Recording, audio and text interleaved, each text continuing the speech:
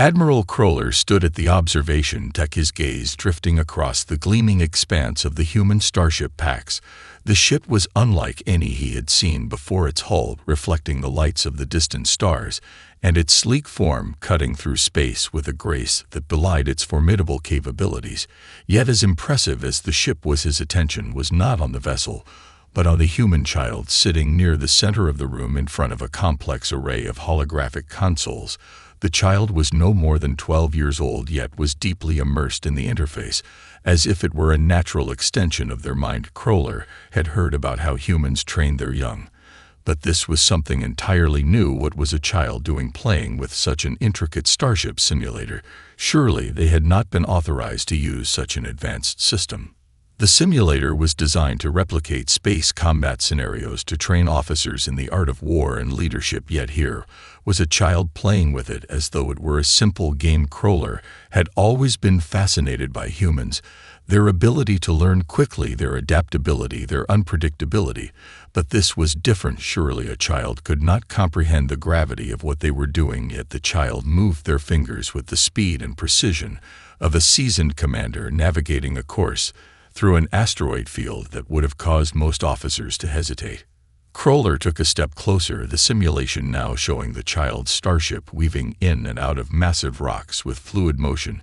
He was no longer observing a child's play, but something much more focused and deliberate. He narrowed his eyes as the child's ship approached an enemy vessel. The young pilot didn't hesitate. The holographic starship launched a volley of plasma torpedoes, hitting the enemy ship in a perfect formation. Kroller could not help but feel a flicker of admiration for the child's calm and calculated approach. This was not the chaos of a typical child's game. This was precision and control.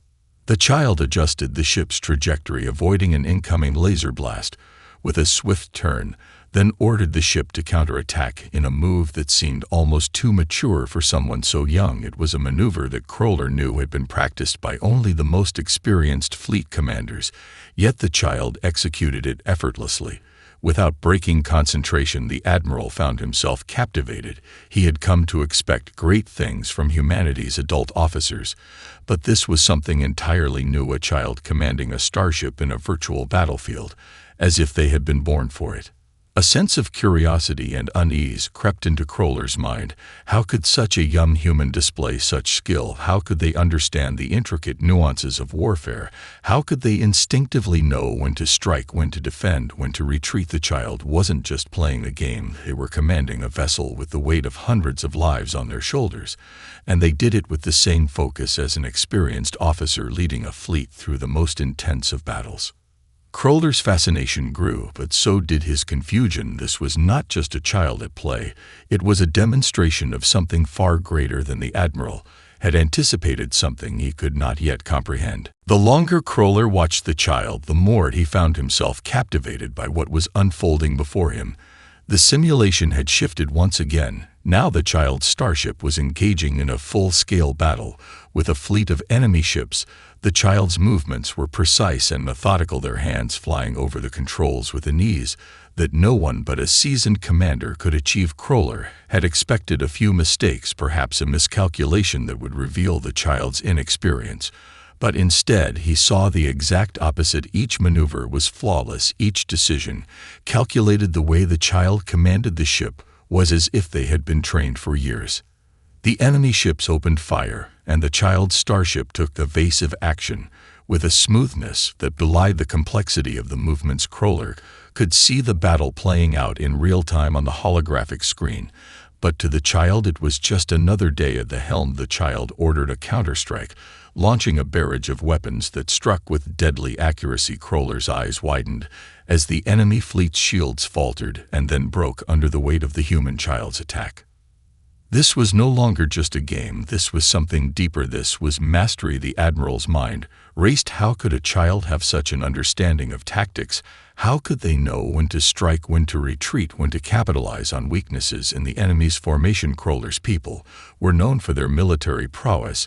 Their fleet had dominated countless systems, and yet here was a human child showing them a level of skill they hadn't expected. He had to remind himself this was not real combat, but it felt real, it looked real. Every decision the child made seemed to have purpose behind it, the way they read the battlefield, the way they calculated risk. The simulation continued, and the child adapted with ease. As the battle grew more intense, enemy ships closed in from every angle, but the child did not panic where most would have faltered. The child remained calm, unwavering. The human starship dove into the fray, using its superior agility to outmaneuver the attackers. The Admiral watched as the child barked orders, not just to the ship, but to the other units in the simulation as well, coordinating movements and defenses with precision. A sharp jolt reverberated through the deck as the child's ship took a hit, but instead of backing down or showing signs of distress, the child used the moment to their advantage, maneuvering the ship into a nearby asteroid field to regain control of the situation. Crawler could see it now. The child's mind was working at full capacity. This was not about brute force or overwhelming firepower. This was about using the environment to one's advantage. It was a level of strategic thinking that most adults would struggle to employ under pressure, yet here it was in a child no older than 12 years. Crawler's mind began to churn. How could this be possible? What was it about humanity that allowed such young minds to grasp the weight of leadership and warfare with such natural ease? Surely it couldn't be just the technology. There had to be more to it than that. He glanced at the human officers in the room, but they seemed indifferent, almost as if this level of skill was common knowledge to them. He could sense they were not as surprised as he was, which only deepened his sense of unease.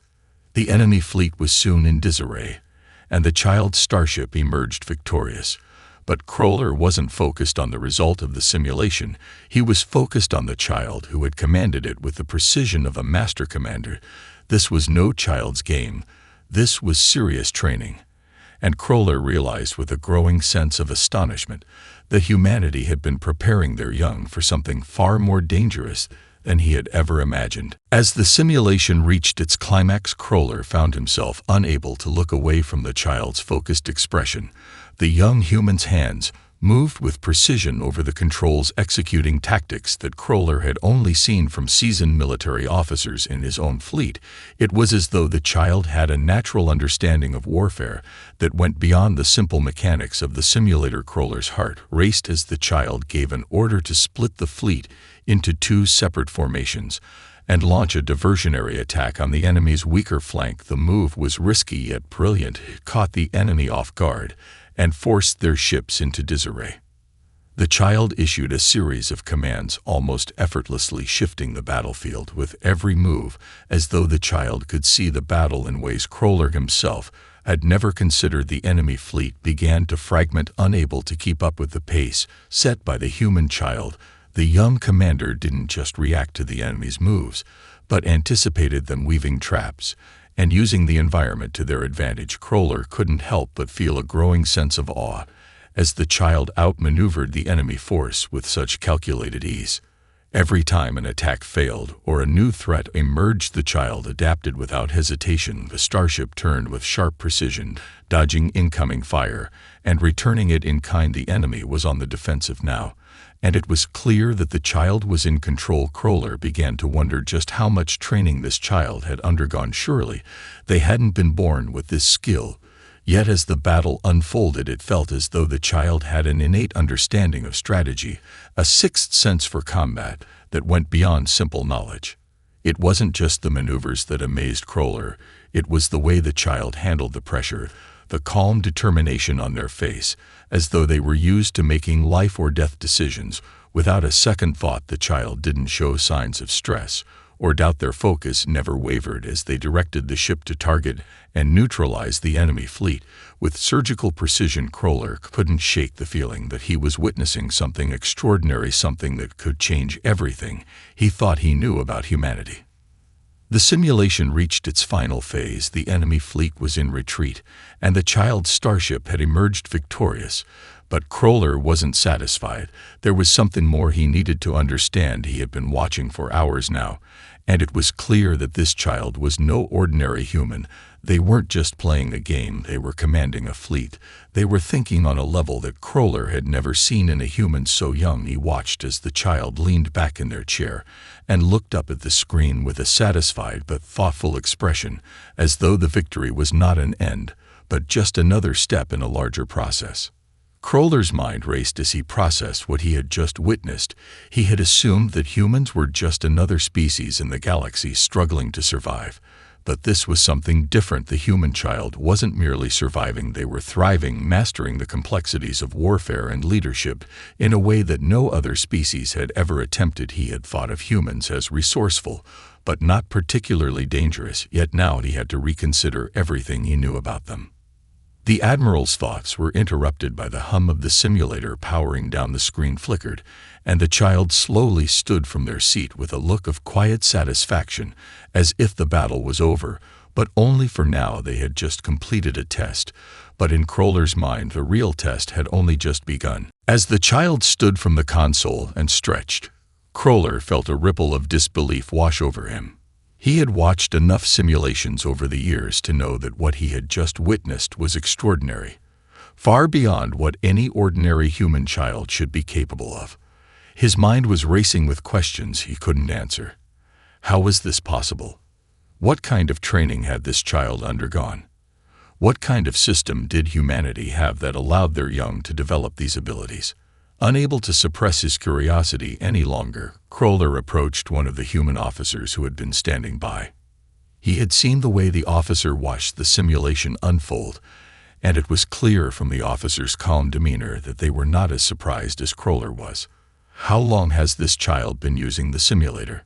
Kroller asked, his voice low but filled with the weight of his genuine curiosity. The officer glanced at the Admiral, then back at the child, who was now chatting animatedly with a fellow human. "Since they were about 5 years old," the officer replied nonchalantly, as if it were the most normal thing in the world. "We start them young, using these simulators to teach them not just about combat, but about leadership, strategy, and even diplomacy. It's part of our education system." Kroller's brow furrowed.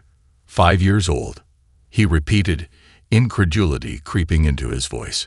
"And you're telling me this simulation is part of their schooling?" The officer nodded, a slight smile tugging at the corner of their mouth. "Yes, Admiral. It's part of how we prepare our future leaders. Children learn to think critically under pressure, make difficult decisions, and understand the consequences of their actions. It's a core part of our culture." Kroller stood there, stunned. He had assumed that the simulator was just a tool for training adults, a way to sharpen the skills of experienced officers. But it was a way of life for humans. It wasn't just a tool for war. It was a tool for shaping the very minds that would lead humanity in the future. To Kroller, it seemed almost like indoctrination, yet it wasn't cruel. It was something else, something fundamentally different. "So, all children?"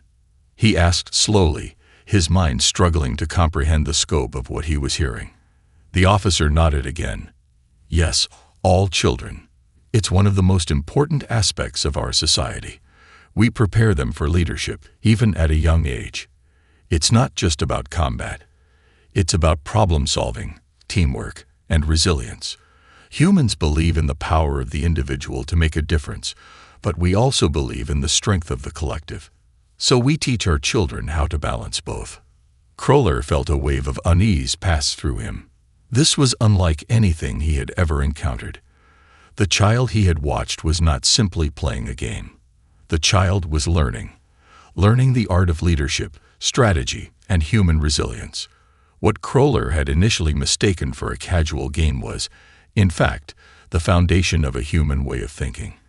A way that valued adaptability, strategy, and critical thinking above brute strength or sheer firepower. The Admiral turned back to look at the child who was now speaking with a group of adults, discussing their simulation in a way that seemed both insightful and mature for their age. There was something about the way they spoke, the calm authority in their tone, that made Kroller realize just how dangerous this education system could be for the galaxy. "If all children are taught this," Kroller murmured, more to himself than to the officer, Then humanity is preparing an entire generation to lead and to fight. The officer nodded, their expression turning serious. Exactly. And it's why we never underestimate our children. Admiral. They are the future. They are already thinking on a level that most species never reach. Kroller's mind raced, and a deep sense of respect for humanity began to grow within him. This wasn't just a species that survived. They were building something much larger. They were shaping their future one child at a time. And in that future, Kroller realized with dawning horror, humanity was going to be a force unlike anything the galaxy had ever seen. Kroller's mind struggled to come to terms with what he had just learned. The implications of the human education system were profound and unsettling. If this was how humanity prepared its youth, then they were building a future of commanders, tacticians, and leaders who could easily rival any of the most experienced generals in the galaxy. The Admiral could no longer see them simply as a fledgling species fighting for survival. Humanity was evolving into something far more dangerous, and it was happening right under his nose. The scale of their preparation became all too clear in that moment. He turned back to the observation deck where the child now stood, chatting with other human officers. Their conversation was casual, yet Kroller could see the maturity in the child's words, the way they carefully considered their responses. It was hard to reconcile this behavior with the image of a mere child. The child seemed so natural in this environment, so at ease in the company of adults, that it was impossible to deny that humanity was nurturing something extraordinary within its young. As if sensing his lingering presence, the child looked up at Kroller. For a brief moment, their eyes locked, and Kroller couldn't help but feel a flicker of something unspoken. It was as though the child understood the Admiral's thoughts, as if they could see beyond the surface of his questioning gaze. There was no arrogance in their expression, just a calm confidence that seemed well beyond their years.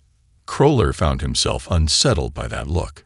He had spent most of his life studying the art of war, learning the nuances of strategy, and commanding the finest forces in the galaxy. But this child, this human child, had grasped it with such ease. Kroller wondered what it would take for his own species to reach such a level of intellectual and tactical maturity. The Rethlans had always prided themselves on their strength, but perhaps they had been too focused on physical power for too long. Admiral, the officer beside him spoke again, pulling Kroller from his thoughts. Would you like to see the next level of simulations? The child has just finished a basic tactical test, but we can show you something more advanced. Kroller nodded slowly. Show me, he said, his voice low and filled with the weight of curiosity and something deeper, an unshakable sense of urgency. He needed to see more. If humanity was already this advanced in training their youth, he had to understand how far they could truly go. The officer guided him to another section of the ship, where a new, more complex simulation was already in progress. This time, the child was commanding a large fleet, far beyond the size of the last simulation. It was clear this was no simple combat scenario. The simulation involved multiple factions, each with its own goals and strategies. There were elements of diplomacy at play, as well as intricate alliances and betrayals. The child's fleet was not the strongest, yet their tactics were reshaping the entire battlefield. Kroller's eyes widened as he saw the child carefully manipulating the larger forces into position, anticipating their every move and forcing the opposing factions into positions where they had no choice but to concede or fall. There were moments where Kroller felt a sharp pang of recognition. This was not just military brilliance. It was the art of war, the delicate balance of power, the understanding of how to exploit weaknesses, and above all, the vision to see the bigger picture. What Kroller had been taught to value most, strength and dominance, was not at the forefront of the child's tactics. Instead, the child was focused on manipulation and foresight, on controlling the flow of the conflict and securing victory without unnecessary destruction. As the simulation played out, Kroller found himself watching not just the movements of the fleet, but the child's reaction to the shifting dynamics. The child never panicked, never hesitated, even when it seemed the situation was dire. It was as though they understood that war was a game of patience and adaptation, not a contest of strength. The simulation ended with the child's victory, a victory not achieved through sheer force, but through calculated manipulation, diplomatic savvy, and a deep understanding of strategy. Kroller could hardly believe his eyes. This was no game. It was real-world warfare on a level few could ever hope to comprehend. Kroller stood in stunned silence as the simulation ended. The child had won, but it wasn't just the victory that had struck him. It was the manner in which it had been achieved. The child had manipulated the entire situation with the grace of a seasoned tactician, using every advantage without the need for overwhelming force. Kroller had seen battles won with sheer firepower, but this was different. The child had used diplomacy, strategy, and foresight to shift the tide of the simulation, and in doing so, had proven something Kroller hadn't anticipated. Humanity was not only capable of war, but was also learning the subtleties of leadership on a level that could rival the greatest tacticians in the galaxy. As the simulation faded and the room returned to its normal state, Kroller couldn't shake the unease that gnawed at him. What he had seen today wasn't just the result of technology. It was a reflection of a society that had cultivated something far more dangerous, an entire generation of minds trained to think not just like warriors, but like leaders, diplomats, and visionaries. Humans weren't just preparing to fight, they were preparing to control, to manipulate the very fabric of power itself. The officer beside him, who had been observing the simulation along with Kroller, turned toward him. "Admiral, as you can see, this is only a glimpse of what we can do. This level of training isn't limited to just one child. All of them, every human child, undergoes similar programs. It's how we've been able to survive and thrive as a species." Kroller nodded slowly, his thoughts a whirlwind. "You teach them to think like commanders before they even become adults." The officer's expression softened into something almost akin to pride. "Yes, that's the idea. We teach them that the strength of an individual can only go so far. The true power lies in knowing when to use that strength and when to exercise restraint. To understand that a leader must adapt, learn, and most importantly, think ahead. War isn't won on the battlefield alone. It's won in the mind." Kroller's gaze drifted back to the child, who was now conversing with a group of older humans, their faces serious yet engaged. The child spoke as though they were one of the adults, their words heavy with insight and strategy. Kroller could see the weight of responsibility in their eyes. They were not just playing a game. They were living a reality where every decision mattered. The Admiral's heart sank. The child was a reflection of something far more dangerous than he had initially realized. Humanity wasn't just learning to fight. They were learning how to control the future. They were learning how to shape the galaxy in their image. "Do you know what I see when I watch these children?" Kroller asked, his voice barely a whisper, as if the thought was too heavy to say aloud. The officer, who had been standing quietly beside him, gave him a long, appraising look before responding. "I think you see what most don't. You see the potential that humanity is unlocking. The potential to lead, to guide, and to conquer." Kroller's mind raced. He had underestimated humanity's potential. He had thought them simple, reactive, unpredictable, traits that had made them difficult to understand. But now he saw that unpredictability wasn't weakness, it was strength, and that strength was being honed with terrifying precision. The child he had watched wasn't just an anomaly. They were a symbol of what humanity had been preparing for. And what was more terrifying was that they weren't alone. Every human child, every young mind in this society, was being forged into something capable of leading, of thinking, of controlling. "Tell me," Kroller said, turning to the officer with a sharp edge to his voice, "what will humanity do when they're ready? What will they want?" The officer paused, then answered, "They'll want what they'd always wanted: freedom. The freedom to explore, to grow, and to shake the galaxy without being limited by the boundaries set by others. They won't stop until they've taken their place among the stars. And when they do, Admiral, they'll lead, not just with power, but with the mind. Kroller's stomach churned. He had been watching humanity for so long, but he had missed something. It was no longer just about survival. It was about domination. And humanity had learned how to play the game of power better than anyone ever expected. Kroller's mind buzzed with the weight of what he had learned. The human child was not just a fluke, a single example of an extraordinary mind within an otherwise average species. No, humanity was nurturing an entire generation of such children, all trained in the fine arts of strategy, warfare, and leadership. It was not merely an education system. It was a calculated plan to prepare every individual for the future. As the Admiral stood in the observation room, watching the child interact with the others, he couldn't help but think of the broader picture. This wasn't just about military power. Humanity had cultivated something even more potent, an intellectual and strategic edge that no species could ignore. They weren't simply raising soldiers. They were raising tacticians, diplomats, and future leaders who would one day shape the course of galactic history. He turned to the officer who had been accompanying him throughout this ordeal. The officer had been watching him carefully, aware of the turmoil running through Kroller's mind. "You said humanity values freedom. What will they do when they have the means to shape the galaxy as they see fit?" Kroller's voice was tinged with a mix of awe and trepidation. The officer gave a slow nod, considering the question. "They will act according to their values, Admiral. Humanity believes in the freedom to explore, the freedom to build, and the freedom to change. But they also believe in responsibility. Every one of these children knows that with power comes the need to act wisely. They'll shape the galaxy, but they'll do it with foresight. They won't be reckless." Kroller swallowed, digesting the officer's words.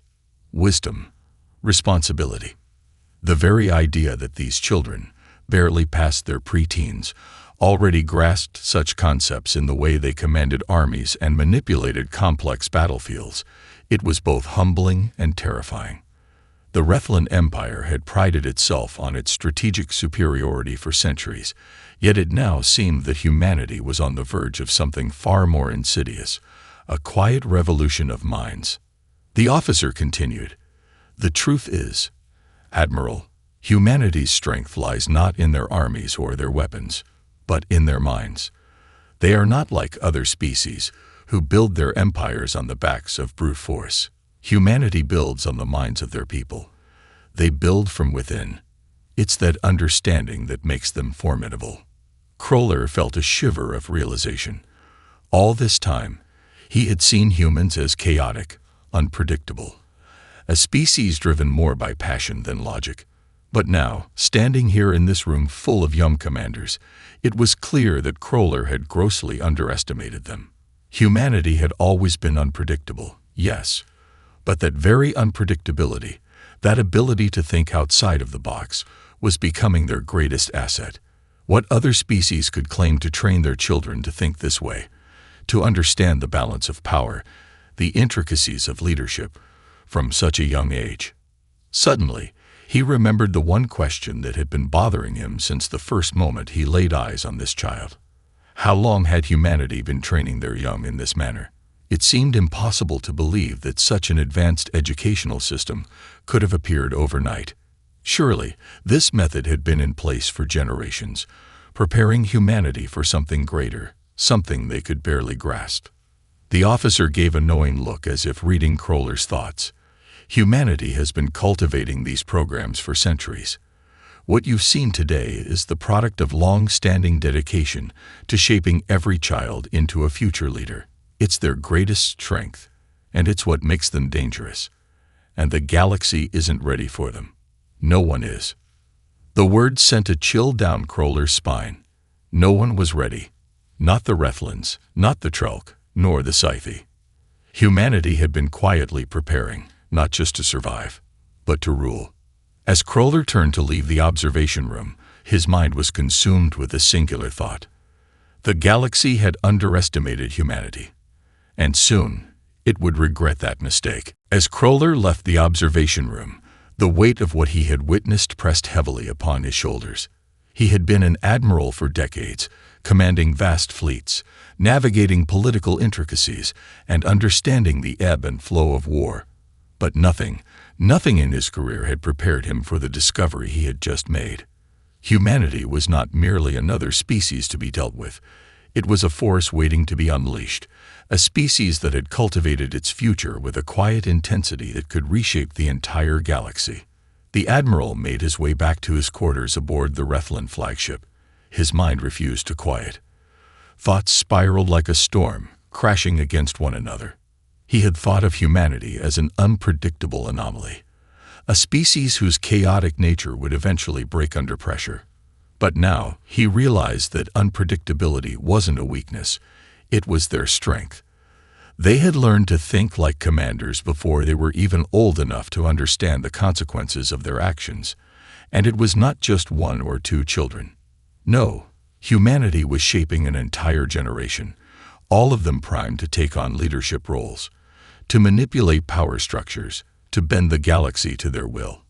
It was a silent revolution happening under everyone's nose. Kroller stood before the vast window of his quarters, staring out into the expanse of space. The stars shimmered like cold diamonds, distant and untouchable. It had always been the galaxy's playground, a place for the strong to thrive, for the powerful to carve out their empires. But now, with humanity's rise, that playground was changing. The rules had shifted. Humanity was not interested in taking a seat at the table. It was building its own, and soon, every other species would be forced to acknowledge it. A sudden chime broke his reverie, and he turned to see a communication from his fleet commander, Syrah. Her face appeared on the holoscreen, sharp and serious. As always. "Admiral, we've received new intelligence." Syrah began without preamble. "It's about the humans. They've launched a new initiative. A coalition of their strongest factions, each with an agenda but bound by a common goal. They call it the United Human Federation." The words hit Kroller like a blast of cold air. A federation. Already, it had been barely a few centuries since humanity had begun to spread beyond its home system, and now they were uniting under a banner that could rival even the might of the older empires. "Explain," Kroller demanded, his voice steady despite the unease gnawing at his insides. "Reports indicate that the human coalition is not just a military alliance. It's a political and economic one as well. They've already begun to establish treaties with neighboring systems. Their diplomats are everywhere, and their fleet is growing at an alarming rate. It seems they'd been preparing for something far more ambitious than anyone realized." Kroller's mind raced. The pieces were coming together, and the full picture was becoming terrifyingly clear. Humanity had not simply been preparing for conflict. They had been preparing to become a force that would rival all others. They were not just rising from the ashes of their past. They were positioning themselves to reshape the entire galaxy, and they were doing it with quiet precision. "And you think they'll make a move soon?" Kroller asked, his voice tight with apprehension. Syrah hesitated. "Yes, Admiral. They're already negotiating with other species for military and economic support. The coalition is gaining strength by the day. If they continue at this rate, they could outpace us in a matter of decades, if not sooner." Kroller clenched his fists, the realization sinking in. The galaxy was on the brink of something monumental. Humanity was not just participating in galactic politics, they were dominating it. And the Rethlins had just become part of a much larger struggle, one that would change everything. He turned back to the stars, his thoughts filled with a deep, foreboding understanding. The galaxy had underestimated humanity for too long. They had thought of them as wild, unpredictable children playing with fire. But now, it was clear, humanity had mastered the flame. It wasn't just the future of the Rethlin Empire at stake. It was the future of the galaxy. Kroller had always been a strategist, but in this moment, he realized that humanity was playing a game he didn't even know how to begin to understand. And soon, it would be too late for anyone to stop them.